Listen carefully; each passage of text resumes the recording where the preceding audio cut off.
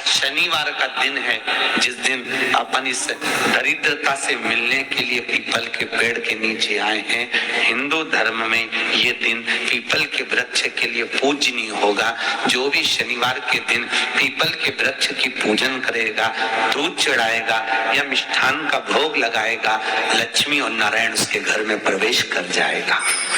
लक्ष्मी और नारायण उसके घर में प्रवेश करेगा। पुराण की कथा कह रही है कि दुनिया के सारे तीर्थ नहीं जा सकते, पृथ्वी की सारी नदियों में स्नान नहीं कर सकते, पवित्र नदियों में आप स्नान नहीं कर सकते, या किसी भी तीर्थ में जाकर एक रात्रि भी विश्राम नहीं कर सकते, या हमने जिंदगी में कोई दान करा ना करा, कोई पुण्य करा ना करा, कोई सत्कर्म करा ना करा, कोई शास्त्र पढ़ा ना पढ़ा, कोई शास्त्र सुना ना सुना, उसके बाद भी शिव महापुराण की कथा कहती है कि एक दिन में अगर मात्र एक बार भी आप शंकर के शिवालय में प्रवेश कर गए या मंदिर में प्रवेश कर गए तो सारे तीर्थ, सारी नदियां, सारे सरोवर, सारी बावड़ी, सारे तालाब, सारे कुंड के स्नान का पुण्य, दान का पुण्य प्राप्त हो जाता है।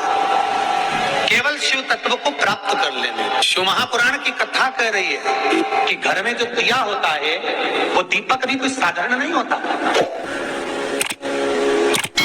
उस दीपक की भी महत्वता है और दीपक का भी वर्णन है।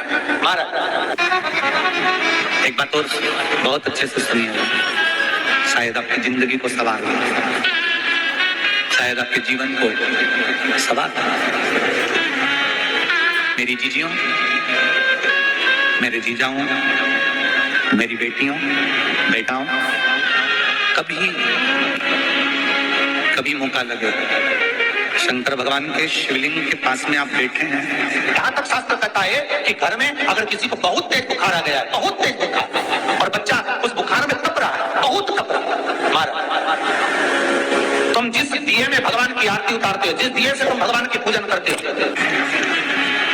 कभी मौका लगे और आप पूजन करने के लिए गए,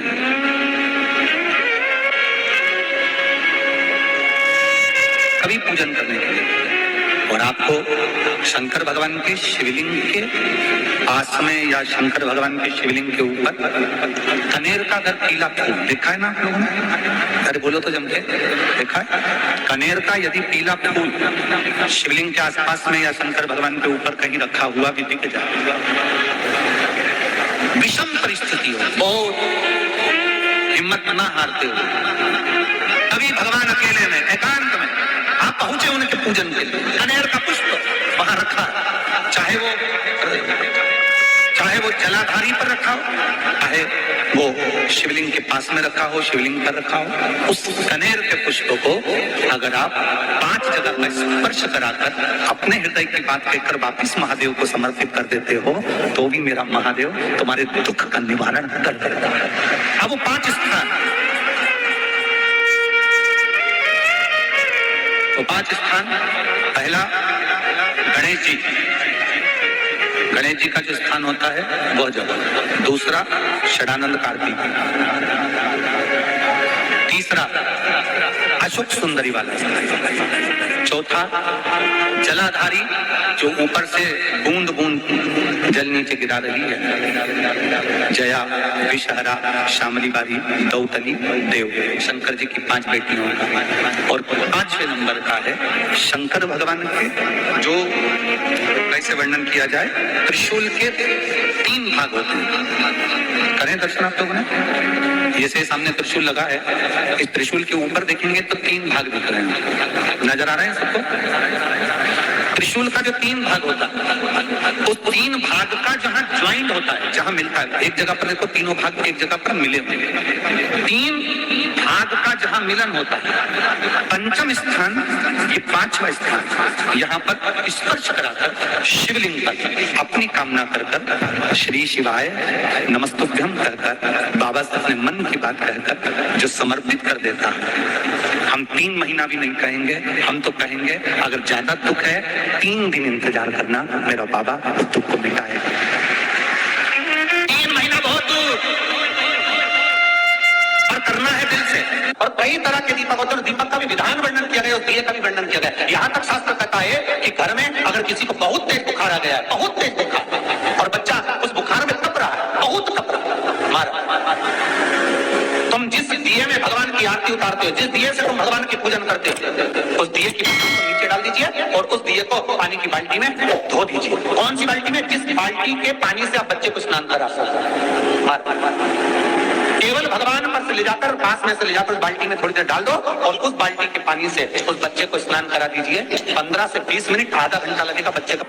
बड़ी बेचैन दिख रही हो तुम, क्या बात है? पार्वती जी कहती है देवव्रत, कश्मीर प्रदेश का एक भक्त देवव्रत बेलपत्री के वृक्ष के नीचे बैठकर आपका मंत्र जाप कर रहा। मैं आपको जगाना नहीं चाहती थी, पर बेलपत्री के वृक्ष के नीचे लक्ष्मी झाड़ू लगाती है, सरस्वती वीणा बजाती है, इंद्राणी उस बेलपत्री के वृक्ष के नीचे जल का सिंचन करती है, 33 कोटि देवी देवता उस बेलपत्री के वृक्ष की जड़ में विराजमान होते हैं। इसलिए देवव्रत एक बार पंचाक्षर मंत्र बोलता है तो वो 33 करोड़ बार गिना जाता है। ऐसा बेलपत्री का वृक्ष होता है। बेलपत्री के वृक्ष के नीचे एक बार अगर भगवान का नाम लिया जाता है तो वो 33 करोड़ बार, 33 कोटि बार गिना जाता है। एक मंत्र केवल नमः शिवाय, ओम नमः शिवाय, ओम नमः शिवाय, 33 कोटि बार गिना जाता है। 33 कोटि, कितना सुंदर लिखा है। फिर वही वाली बात आ गई जो पहले कथा में कहा, अपने लिए अच्छा वाला घी छाट के लाना, अच्छी कंपनी का लाना, और जब यज्ञ करने बैठे, पूजन करने बैठे, हवन करने बैठे, भगवान का तो पाठ पूजन करवाई, पूजा वाले दुकान पे बोलना कि पूजा का घी चाहिए, तो वो पूजा का सामान बेचने वाला भी चतुर था, उसने पूजा का ही घी दिया। तो इन्हें पूछा भैया ये घी कितने का? तो क्या 80 रुपए का? तो 80 रुपए का आधा किलो? तो क्या पूजा का है? भारत की भूमि पर स्मृति लोक में, पूरे विश्व में ऐसे कई घर हैं जिनके घर में गुजारा करने की भी आफत है, पहनने के कपड़े नहीं, किसी के यहाँ पर भोजन नहीं, किसी के यहाँ जमीन नहीं, किसी के यहाँ दुकान नहीं, कोई पूरी जिंदगी किराए के मकान में निकाल देता है। नहीं,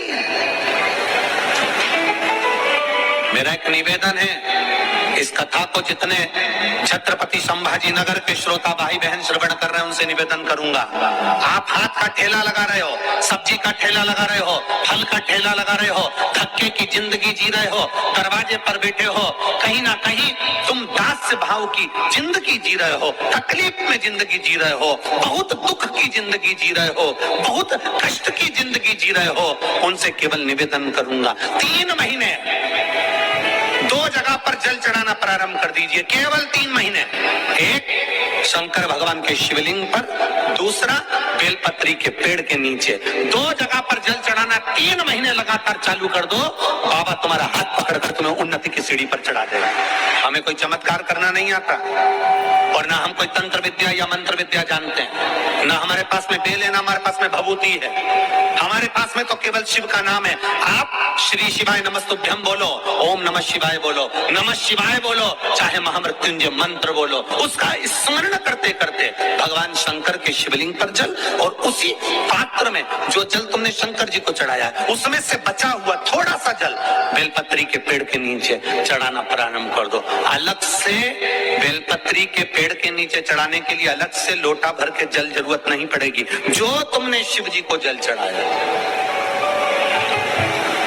जो तुमने देवाधिदेव महादेव को जल चढ़ाया, बस उसी पात्र का जल शंकर जी को चढ़ाओ, उसमें से बचा हुआ थोड़ा सा जल बेलपत्री के वृक्ष के नीचे चढ़ाना प्रारंभ करना। कौन सा बेलपत्री का वृक्ष? जिसकी छाया आपके ऊपर आ गई।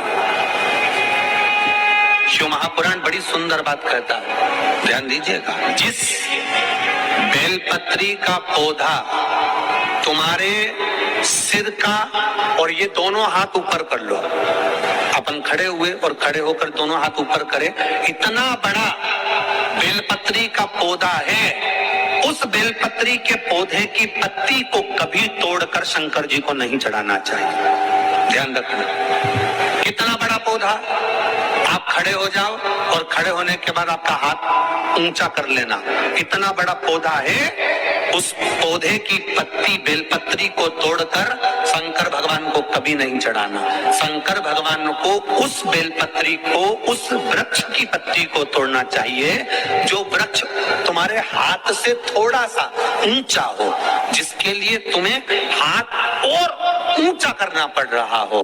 जैसे एक बच्चा अपनी माँ की गोद में बैठने के लिए दोनों हाथों से उचकता है, आवाज लगाता है, उचकता है, आवाज लगाता है, हाथ ऊपर करता है, तो माँ उस बच्चे को गोदी में ले लेती है। उसी तरह उस बेलपत्री के वृक्ष की पत्ती तोड़ना चाहिए जिसने थोड़ी उन्नति कर ली हो, जो थोड़ा ऊंचा हो गया हो। तुम उसको पाने का प्रयास करो तो भगवान भी तुम्हें अपनी गोदी में ले ले। ऐसे वृक्ष की पत्ती तोड़। अब तुम छोटा सा पौधा, बिल्कुल जरा सा पौधा, उसी की पत्ती तोड़कर महादेव को चढ़ाओगे, ये श्रेष्ठता नहीं। यदि बेलपत्री का पेड़ आपके यहाँ है और मान लो कई लोग बेलपत्री गमले में लगाते हैं या छत के ऊपर लगा देते हैं, बेलपत्री का वृक्ष जो होना चाहिए वो घर के ठीक पीछे के भाग पीछे के, या बेलपत्री का वृक्ष अगर पीछे नहीं है तो आप अपने घर से जब बाहर निकलते हैं तो राइट हैंड की ओर बेलपत्री का वृक्ष होना चाहिए। आप जब घर से प्रवेश कर रहे हैं बाहर की ओर